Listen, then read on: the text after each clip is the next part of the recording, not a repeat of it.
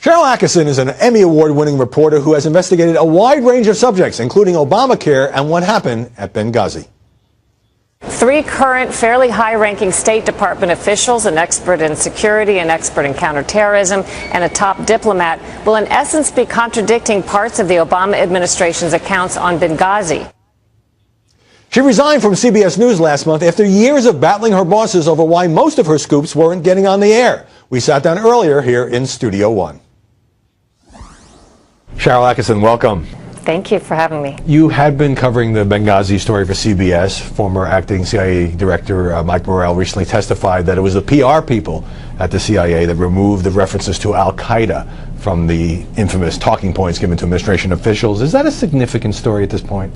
Well, in a way, just because it's so different than what was said closer to the act actually happening. When Morell was asked these questions, or when they were asked in front of him in the months after the attacks, he didn't offer up the information. And in one case, when he did answer a specific question, he said that it was not the CIA, it was the FBI who made the major editorial changes. That story has changed. But the criticism, as you know, is that Fox News and conservative media have been flogging this for a year and a half, trying to turn this tragic attack for which the country was clearly unprepared at the Libyan consulate into some kind of scandal. Well, I think that's a strategy in of itself. If you disagree with some damaging facts of things that have happened on your watch, and you can controversialize it or call it political, then perhaps some people won't listen to it. I mean, if you liken it to Watergate, Watergate was at its heart a political scandal in every sense of the word, but it didn't mean it wasn't a legitimate issue to look at, and I don't think anybody today would argue that it wasn't, but there's sort of this tendency now to use a strategy that says, it's political, therefore don't listen to it. And I think there are many valid questions still to be asked. Why did CBS lose interest in your reporting on Benghazi, in your reporting on Obamacare and other subjects, to the point where you were just having difficulty getting on the air? I think that's part of a broader trend that's happening, not just at CBS, but there seems to be, the last couple of years, much less interest in what I call original and investigative in-depth reporting that hasn't been seen elsewhere. There seems to be a visceral reaction to doing stories that could ruffle feathers, whether it's certain people in the political spectrum or even corporate interests. I think there's come to be a narrowing universe of stories that are desired by the broadcasts, and it leaves us with sometimes, I think, newscasts that don't dig very deep. How did you reach the point that you gave up a 20-year career at CBS News and said, I want to be let out of my contract, I need to leave? Well, in the end, it was pretty easy to want to leave because there really wasn't much left for me to do. And I'm not the only one that felt that way about the type of reporting that I do. Other correspondents who feel as though they bring some very good original reporting to the table, not just at CBS but at other networks, feel as though they too are not being appreciated for the type of work that they do. They're being asked instead to sort of copy reporting from other media outlets that have already published something, which is really not what we consider our mission.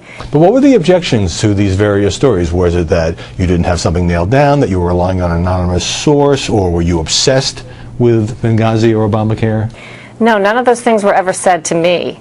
I think it was more when a broadcast doesn't want a story, they don't really say those things to you. They simply don't air the story. They may even say they love the story and that they wish they could run it and they intend to run it, but it never runs. Or it dies the death of 1,000 cuts, as some of us say. If it's something they don't like or don't want, it will be changed and revised and shortened and altered so much that it's a shadow of its former self if it does air. And that's just simply not a good operating environment for the type of reporting that I do. But you were going to leave about a year ago, and you spoke to CBS News Chairman Jeff Fager, who came up through the ranks, veteran producer, still runs 60 Minutes. How did he get you to stay, and why did you ultimately leave anyway? Well, I was still under contract, which was a compelling argument to, if they didn't want me to leave, you know, I needed to work with them on that issue.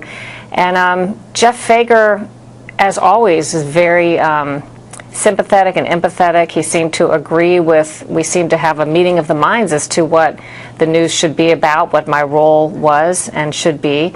And I agreed to give it some more time, but there's a difference between some managers wanting and believing in a mission and it actually translating to the broadcasts, which are by and large very independent in some ways, and the translation just never got made. And I think it's more of a trend than something that just involved me at CBS.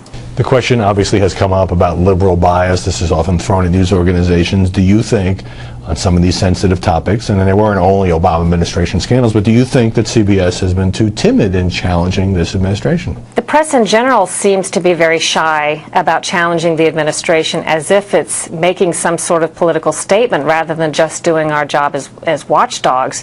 I didn't run into that same kind of sentiment as I did in the Obama administration when I covered the Bush administration very aggressively on its secrecy and lack of freedom of information responses and its poor management of the Food and Drug Administration and the national laboratories, the Halliburton Iraq contract questions of fraud.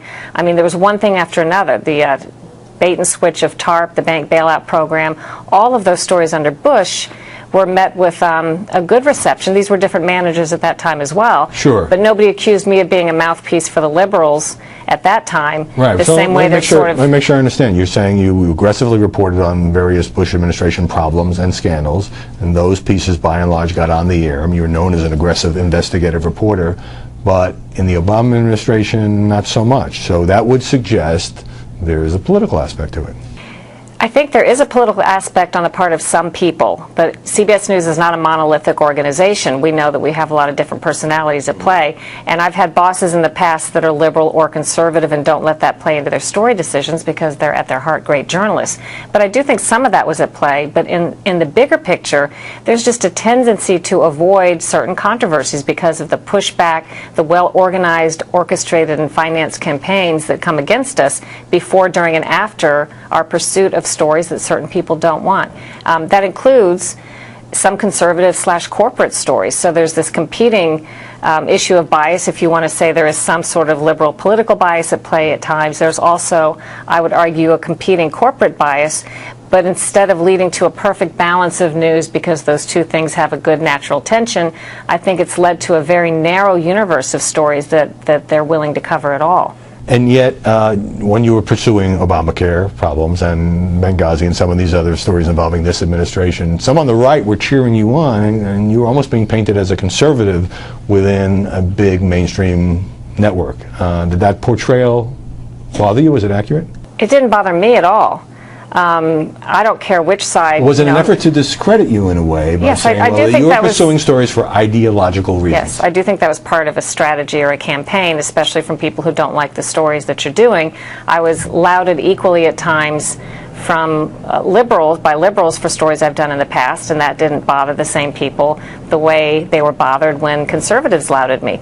I don't care which side. I'm happy if the stories that I do receive legitimate recognition from whoever appreciates them, but it's not why I do one thing or another. But I think it's been an effective strategy to try to turn factual stories into a controversy or controversialize the reporter such that maybe some members of the public won't listen to the story. More now of my conversation with the woman who quit CBS News, Sharyl Attkisson. Now, you left in part to write this book, which is called Stonewalled, My Fight for Truth Against the Forces of Obstruction, Intimidation, and Harassment in Obama's Washington. So what are the forces of obstruction and intimidation? I think any journalist who's been covering Washington for a few years would agree, and they've agreed in letters written to the White House and in recognition given to the White House over its unprecedented secrecy and lack of FOIA responses and so on, that there is pressure coming to bear on journalists for just doing their job in ways that have never come to bear before. Now, there have always been tensions. There have always been calls from the White House under any administration, I assume, when they don't like a particular story.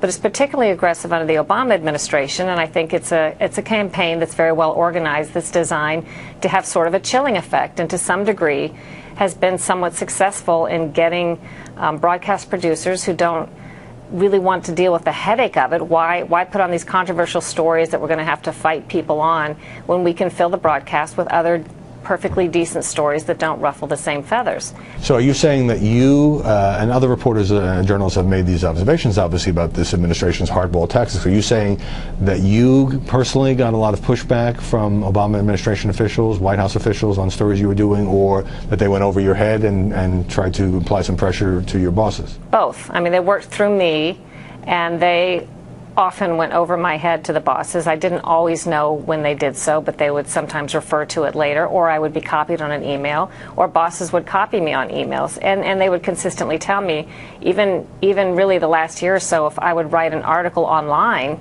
which would be, sort of the fallback position when something couldn't get on television but was still a great story that could be circulated, I'd publish it online. They would even call about those, or they would call about a headline that they didn't like about the online article. And these articles were perfectly defensible, legal, accurate, factual, legitimate, but I feel like we didn't defend them in some cases as strongly as we should have. When they call and bear that kind of pressure, I think it borders on inappropriate if it's a part of a campaign to sort of stop and influence and manipulate the reporting. Well, what would some officials say to you? I mean, how is this more than the usual sort of working the refs that goes on every day in Washington? Well, rather than providing the information that I think they're required to provide, the public information that we own, and answering questions, it's just a lot of obfuscation, accusations, saying things are phony scandals, bogus, not real, giving misinformation and false information. I mean, that's provably true in some cases, and then modifying it when they're caught doing so. If you try to go back at them for a piece of additional information and you say, you point out that what you said earlier isn't true, they may now in retrospect admit that, but craft a slightly different story. And it's just a tedious process that results in very little real information. And I believe the public owns the information that they're guarding as if there's some sort of corporation almost with PR officials, and that they think we're not entitled to see it or have it. So Cheryl, did you feel like at times you were fighting a two-front war with the administration in order to pry information and deflect these charges of what you're pursuing as bogus, and then with your own management team to try to get something on the CBS Evening News or CBS Sunday Morning? I think that's true of me and of a lot of reporters now. So they do fight these battles on a multifaceted front. Part of that is the job. It's as expected. You have to defend and push your stories internally to get them on television. You have to fight the outside forces that don't like them. But I would say those two things combined were stronger and more forceful than they'd ever been in my 20 years at CBS the last couple of years. You said in the end that leaving CBS News was an easy decision because you had reached a point where essentially you'd hit a wall and most of your stories weren't getting on the air, and you were coming up with what you believe was newsworthy original information, and it wasn't making air. But on a personal level, when you had to think about walking away from a place that had been your professional home for so long, talking to your husband about it, wasn't it hard? It wasn't in the end, because they made it so easy to make the choice, because there was really nothing left meaningful for me to do, and it eased into that way of being the last couple of years. So you could have at least served there until your contract had run out and just kind of shown up and done what they wanted you to do. You decided to take a stand. I thought that too. I thought that really I think I could have stayed there as long as I wanted to, and done day of air stories and weather stories and reported for anything that was happening at the moment that they wanted me to do. But I found it increasingly difficult as a journalist to have such terrific access, probably better than I ever have had, to stories and sources and really good information, and yet have almost no outlet for what to do with it, and to disappoint people over and over again, to get sources to go out on a limb, to convince them to come forward, tell you what they know, and then have to go back to them after all of that time and time again and say, I know I said this was a really important story worth going out on a limb for, but actually nobody wants it. It's just this kind of thing you can't do to people. Sharyl Attkisson, thanks very much for joining us. Thank you. Ounce on Benghazi. She resigned from CBS News last month after years of battling her bosses over why most of her scoops weren't getting on the air. We sat down earlier here in Studio One. Sharyl Attkisson, welcome. Thank you for having me. You had been covering the Benghazi story for CBS. Former acting CIA Director Mike Morrell recently testified that it was the PR people at the CIA that removed the references to Al-Qaeda from the infamous talking points given to administration officials. Is that a significant story at this point? Well, in a way, just because it's so different than what was said closer to the act actually happening. When Morrell was asked these questions, or when they were asked in front of him in the months after the attacks, he didn't offer up the information. And in one case, when he did answer a specific question, he said that it was not the CIA, it was the FBI who made the major editorial changes. That story has changed. But the criticism, as you know, is that Fox News and conservative media have been flogging this for a year and a half, trying to turn this tragic attack attack for which the country was clearly unprepared at the Libyan consulate into some kind of scandal? Well, I think that's a strategy in of itself. If you disagree with some damaging facts of things that have happened on your watch and you can controversialize it or call it political, then perhaps some people won't listen to it.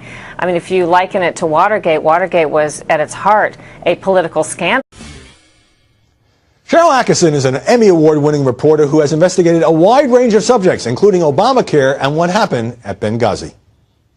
3 current, fairly high-ranking State Department officials, an expert in security, an expert in counterterrorism, and a top diplomat will in essence be contradicting parts of the Obama administration's account.